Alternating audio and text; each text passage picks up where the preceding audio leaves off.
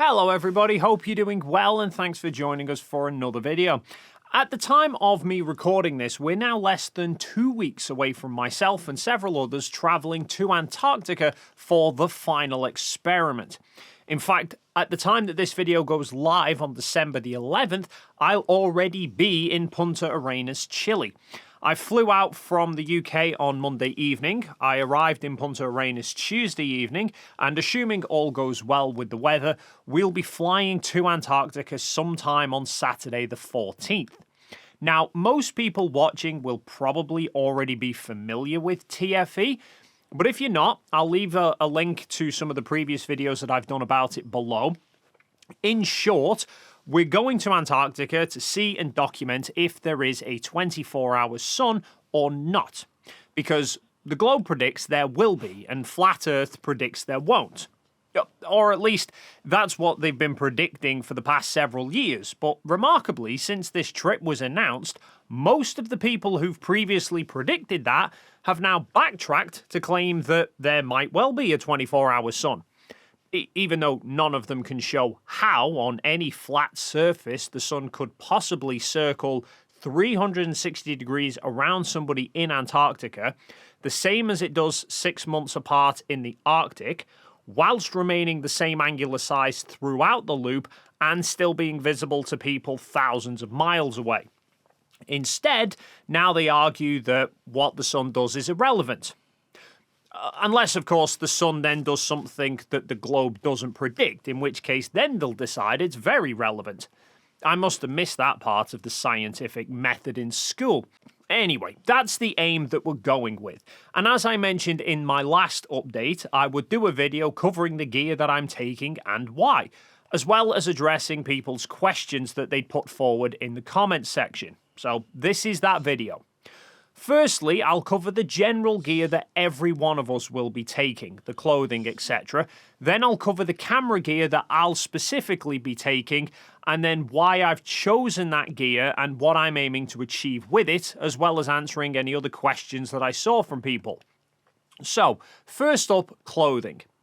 Antarctic Logistics and Expeditions, ALE, the company who are running this trip, send everyone out an information PDF that includes what clothing gear we'll need whilst in Antarctica, since apparently it can get a bit nippy over there at times.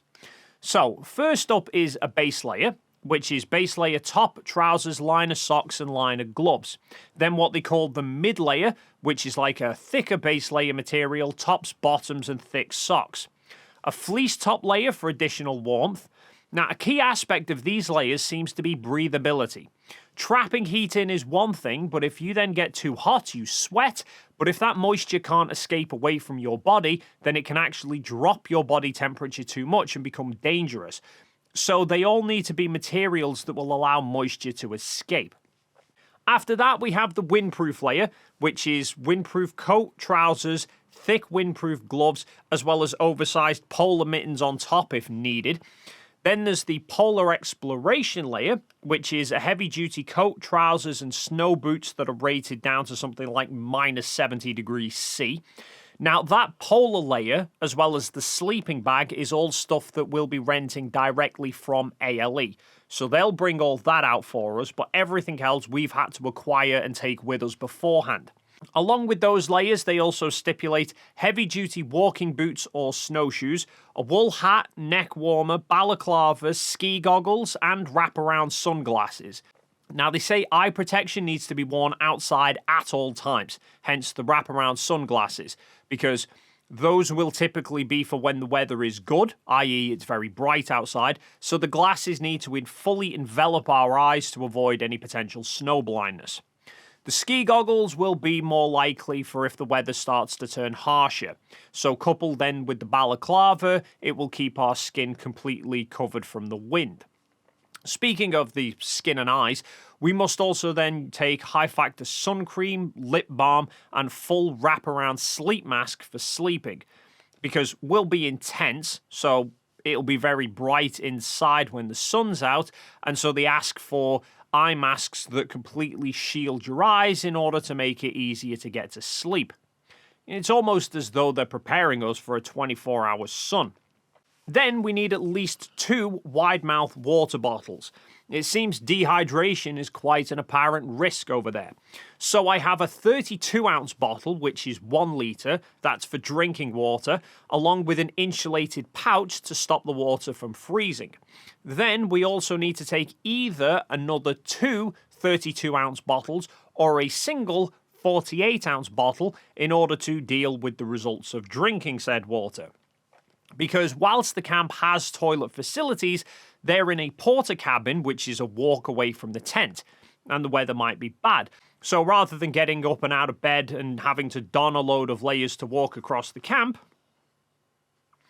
then there's the typical bits like wash bag, plug adapters, etc. But that's the bulk of the, shall we say, specialised stuff that we need to pack. Now, for the camera sides of things specific to me, I have been swapping and changing my mind a lot with this. I will be taking my 2 Sony mirrorless cameras, this the A7 III as well as the A7 IV that I'm currently filming on. Lenses for those, I'll be taking the Tamron 17-28 f2.8 for wide-angle scenic shots, the 28-75mm f2.8 for the general purpose stuff, the 150-500mm telephoto in order to get close-up views of the sun, and then possibly my 70-180mm f2.8, but I'm undecided on this one at the moment. I'll have to see how I am for space and weight at the end of it all. Now, when I first accepted this trip, my initial plan was to do something like this time-lapse that Anthony Powell did a few years ago, with my camera on a motorized mount tracking the sun, as well as then having a filter to be able to see the sunspots to prove that it's actually the sun and not a simulator. However, the more I thought about it, the more I decided against that. To do such a tracking shot with my Sony cameras would need a mount that would allow the camera to follow the sun. Well, the only such mount that I possess is that equatorial mount. However, I've only ever used it at night. Setting it up requires quite precise alignment with the celestial pole. Straightforward enough to do at night when you have pole stars as a reference marker, but trickier to do in the day when you don't.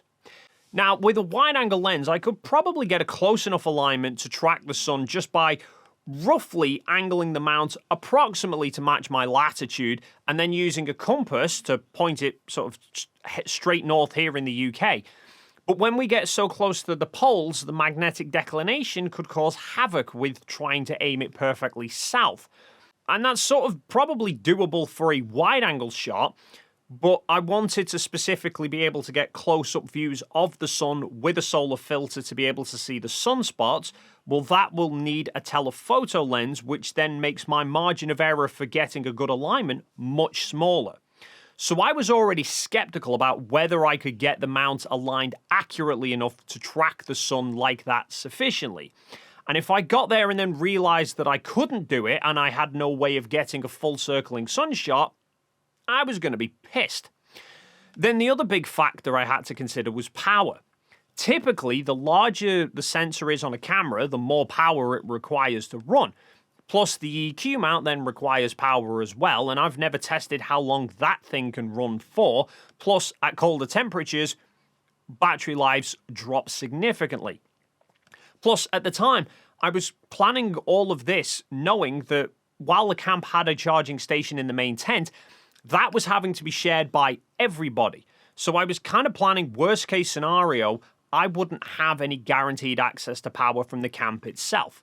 I mean, even now, there seems to be talk that we're going to have our own generator for the group provided by ALE to give us power, but I have no idea what kind of output power that thing can produce, how many outlets it's got. Again, it's going to have to be shared amongst everybody. And Will is bringing along a Starlink antenna to try and give us internet access, so that's probably going to have to be powered off the generator as well. So even then, there's just so many uncertainties. Now, those factors all combined turn me away from the idea of using my Sonys to get a 24-hour view of the sun circling. I felt it best to be safer, more conservative, and aim for a better chance of getting decent results rather than a risky option that could give me better quality footage, but could also then potentially leave me with nothing. So instead, I went out and bought an Insta360 X4, which coupled with the 512 gig card that I've put in there will allow me to record a time lapse of 2-second interval shots for over 300 hours, which is far in excess of the roughly 96 hours that we'll be in Antarctica for. The Insta360 is probably also better suited against the elements. It requires less power to run, and there's no concern about getting correct alignments to track the sun because you just record a full 360-degree view and then add a tracking crop in later during editing. I was then also planning on bringing both of my K&F Concept tripods with me, the smaller travel tripod and a heavier duty one. One to mount the Insta360 on, the other one for general purpose use with my Sony cameras. Now, actually, K&F has helped me a lot with this because a lot of the gear that I'll be bringing, like the 2 tripods, my camera bag, and several of the filters that I'll be using for general photography and video are all ones that have been sent to me over the years for review by K&F, and I still use them today. And when this trip came up, I reached out to them to see if they could help me even more, because photographing sunspots needs a very strong filter to cut out a lot of light. So they agreed to send me a 15-stop ND filter, which was very generous. But then after I'd got it, a few people pointed out something that I'd completely overlooked, which is that most ND filters only cut visible light, not infrared or UV. So those filters, using them for long periods of time to look at the sun, could risk damaging the camera. So I reached back out to K&F, and they've since sent me a specific solar filter for this trip. So a massive thank you to them for helping me out with that. Like I say, a lot of their gear I use daily, so if you do need any photography equipment, I highly recommend checking them out. Plus, without me even asking them, they've even thrown in a discount code for any of you guys that do want anything. I've put a link to their website down below. Just use the code DAVE at checkout and you can have 15% off anything. Now, the reason why I elected to go with the Insta360 rather than my Sony cameras for the circling sun comes down to the factors of mainly the power and the complexity. So power-wise, I'll be taking 4 power banks with me and a total of 8 batteries for the Sony cameras. I already had 5 to begin with, but I then decided to expand on that by purchasing another 3 along with a triple charger from K&F. So I can have 1 battery in each camera, 3 on charge, and 3 with me at all times.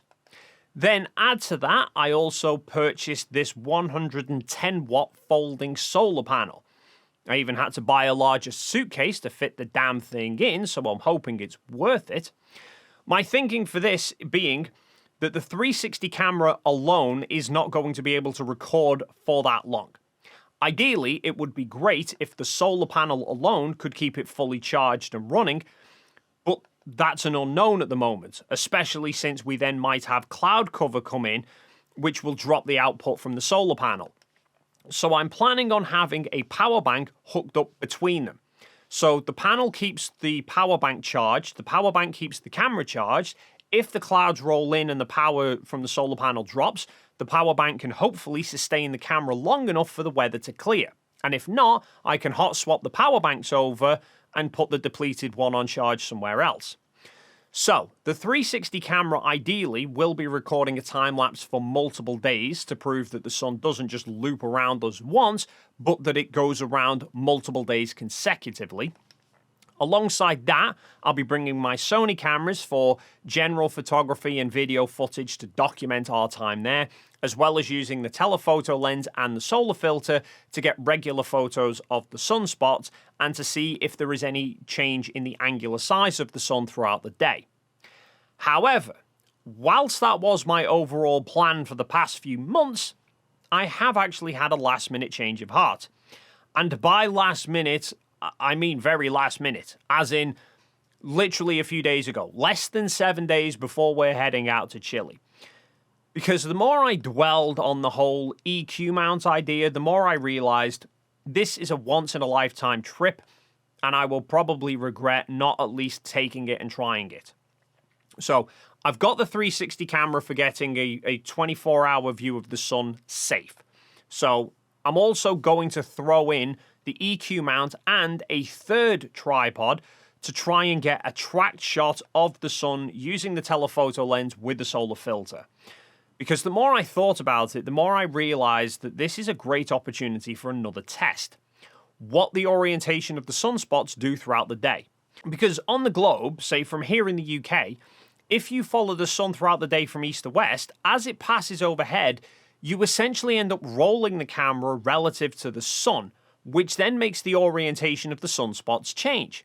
But near the poles, this roll would be significantly less, so the spot should stay in an almost fixed orientation throughout the day. And I've had a lot of people reaching out to me via comments on videos and through emails saying that they have the necessary gear for capturing sunspots as well and that they would like to help out. So I'm just going to put this out as an open invitation of the more the merrier. I don't know exactly when or if I'll be able to get shots done because obviously it's very weather dependent. Realistically, I'm aiming to get the EQ mount set up probably sometime around the 15th or the 17th. I imagine the 14th will be mainly getting settled in the camp and the 18th will be predominantly packing down. But I will say, if you have the necessary gear to safely capture photos of the sunspots and you do want to help out, then just get as many shots of the sunspots as you can between those days. Doesn't matter whether it's just a one-off photo on one random day or you take photos every hour over several days. Wherever you are in the world, it doesn't matter. Frankly, the more data gathered, the better. And you can send all of your captured images to this email address, dpmpics-sunspots@yahoo.com. I'll leave a link to that in the description down below. If you could also include at least roughly where you are in the world when you took that photo and the time and date that it was captured, along with the specific time zone, I can then try and marry them all up to see how people's perspectives of the sunspots shift over time. And there is one last thing that I'll be taking that I showed off in a community post recently. For me personally, 2024 is going out with a bang with this amazing trip. However, the year has also had some down moments as well. Earlier this year, we saw the passing of the Triggered Limey, who he'd made a lot of content debunking Flat Earth. And then in recent weeks, we also sadly lost Globomum as well. So neither of them, unfortunately, have had the opportunity to see the outcome of the final experiment. So in their memory, I have put together this, which is their two avatars combined. And this will be going on my camera bag, which is going to Antarctica. So even though they can't see it in person, they're still going to come along for the ride. So with that out of the way, I'll cover the questions that I saw from people in my last update. People's main concern seems to be what's happening with Rusty. Well, he'll be staying at home with the rest of the family. I'm not sure he'll really appreciate the really cold weather. I had a few people questioning along the lines of what testing have I done with the gear to make sure that it will work in cold temperatures and can I operate the cameras with gloves on? A few months ago, I was actually fortunate enough to have a Zoom call with the filmmaker Anthony Powell, who has probably spent more time than anybody else in Antarctica. He made the 2013 documentary, Antarctica, A Year on Ice. He's the guy who took this 24-hour time-lapse that Flat Earthers always call fake. He's also shot several other 360 time-lapses of the Antarctic sun as well. So he is well-versed in the camera gear in cold temperatures. Now, when I spoke to him, he highlighted that the main issue with the cold typically is related to the battery itself.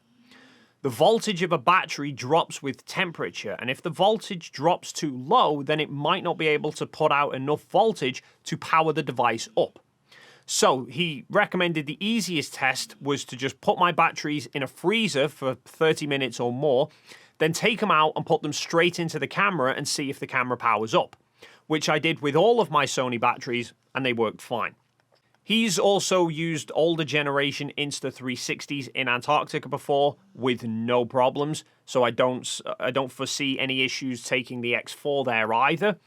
And the other day, I did a freezer test with these power banks because I asked Anthony about what type of battery was best suited as an external supply, and he pointed me to these because most power banks typically output 5 volt to a camera, but my Sony camera batteries are 7.2 volt. So even in a normal room temperature like this, when I've done a time lapse on my Sony camera and I've had a normal power bank connected, the battery in the camera still drains. It drains slower than it does without the power bank, but the battery still drops over time. However, the other day I placed this power bank fully charged, connected to my Sony a7 III, which was also fully charged, both in the freezer. I left them there for about half an hour to cool down, and then I went back in and set them to start shooting a time lapse whilst leaving it in the freezer. I then went back over an hour later.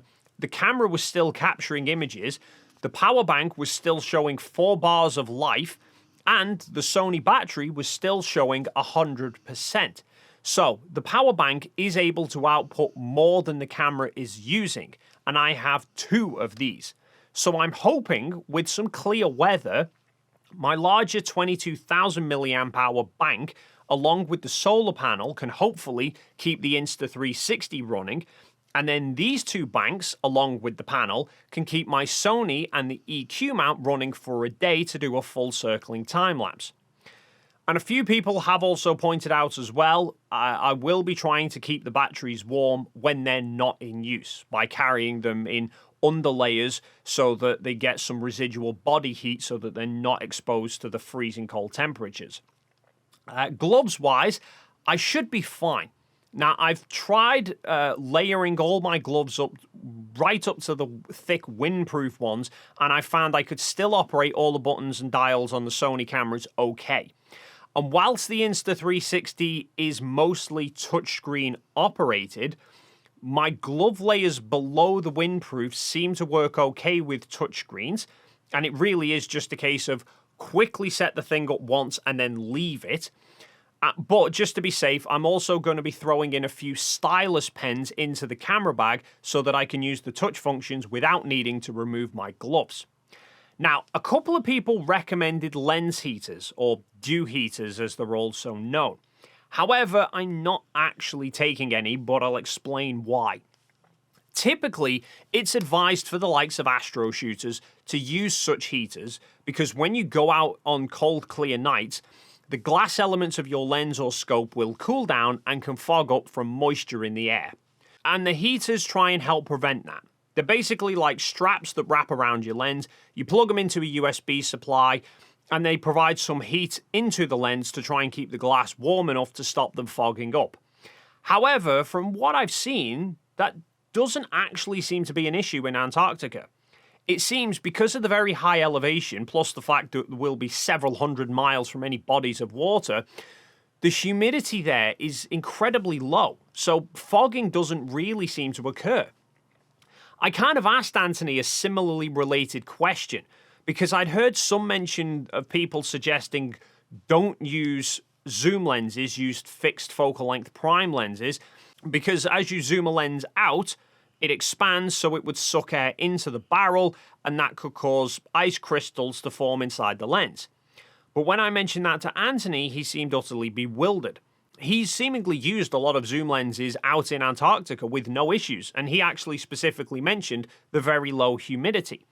And the time lapse that he did actually included at the end of it, included a shot of his setup in action, and there's no lens heaters on it. Plus, lens heaters then require additional power to run, and I'm already concerned about power supplies, so I've decided not to bother taking any heaters with me. From my research, it actually seems the biggest potential issue with condensation actually comes from taking the cameras from outside in the cold into warm tents, because the air in the tents will not only be warm, but it will be humid because we'll have been in there breathing. But the solution that I've found people recommending is freezer bags. Before going into the tent, I will put the camera gear into these bags, squash as much air out as possible, and then seal them up so that they're airtight. That way, the cameras themselves are only surrounded by low humidity air, and they can be allowed to gradually warm up without fogging up. Now, I also saw some people asking me something that I've seen a few people asking a lot of us that are going. Am I doing anything to prevent sabotage of the footage? I think some people have this idea of flat earthers sort of sneaking around camp like ninjas trying to delete all traces of the 24-hour sun being recorded. In reality, I'm not particularly concerned about that per se. I mean, if any of them were going with the idea of deleting all the footage, it would frankly be much easier to just not go, stay at home, and dismiss it all as fake. And given how many cameras are going, I mean, I've got a 360 camera, Will is taking 2 more 360 cameras, and Mark Herman has another. So that's a total of at least 4 that I know of. MC Toon is also going to be wearing a camera pretty much for the entire trip to record everything that goes on. I'm taking gear for capturing the sunspots. Toon is also taking his P1000 with a solar filter for the same thing. So for all of that footage to disappear would be more than a coincidence. And if that happened, and then flat earthers didn't have a single video of us in Antarctica after the sun has set, kind of tells everybody everything they need to know. And that's before you factor in that hopefully we'll be able to do some live streams while we're there as well.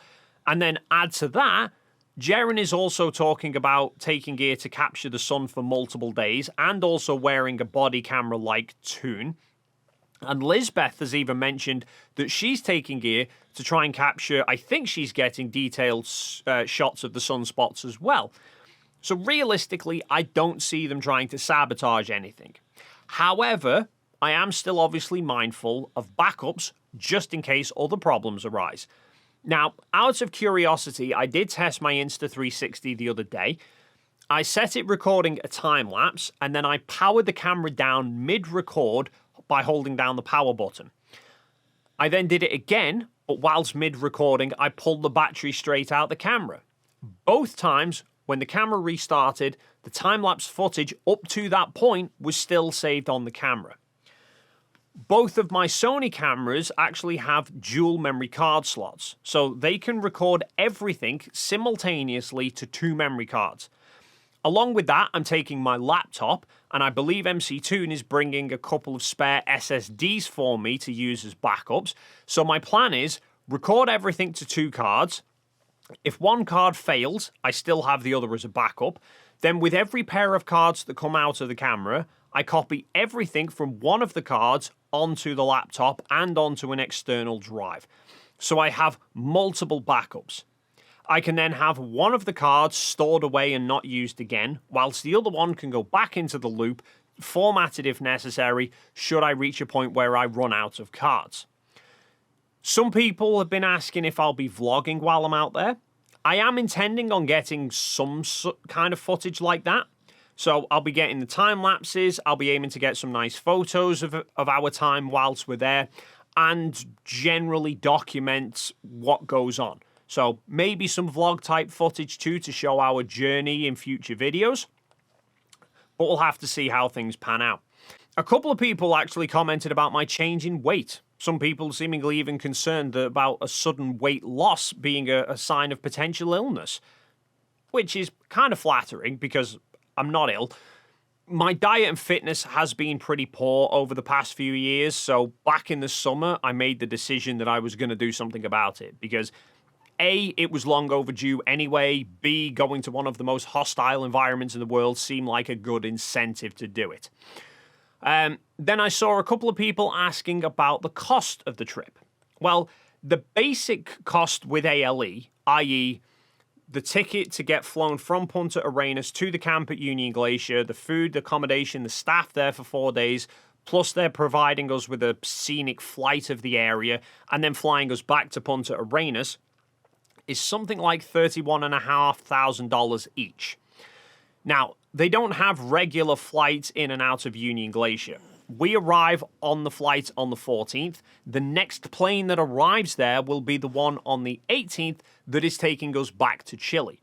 Now, the camp has qualified doctors on site and a basic medical facility, But if something happens to one of us that requires more extreme medical attention, they may well need to fly a plane specifically from Punta Arenas to Union Glacier and back again to get that person out of there, which is obviously costly. So every person needs to have medical evacuation insurance, which I think is something like $2,000 or $3,000 each, although Will has covered the cost of that one for me. Then there's all the clothing gear. Now, like I said, the full polar stuff and the sleeping bag is being rented from ALE. I think from memory it was about $400. All the other clothing, I mean, that might be stuff that you already have if you're somebody that does a lot of skiing or extreme mountain climbing. But for me, I didn't have any of it, at least not of the quality required for Antarctica. So I've ended up buying everything on the list, which came to just over £800. Then camera gear-wise, a good chunk of the stuff, like the Sony cameras and the lenses and the tripods, I already have, but I've still had to buy a lot of other stuff specifically for the trip, like the Insta360 and the memory card for that. I already had quite a few SD cards for my Sonys, but I've bought two 256 gig cards plus 8 more 128 gig cards to give me a total of about 2 terabytes worth of storage. 3 batteries plus the charger, 2 new power banks, the solar panel, the bigger suitcase, the travel adapters. Altogether, I think it's cost me something like another £900.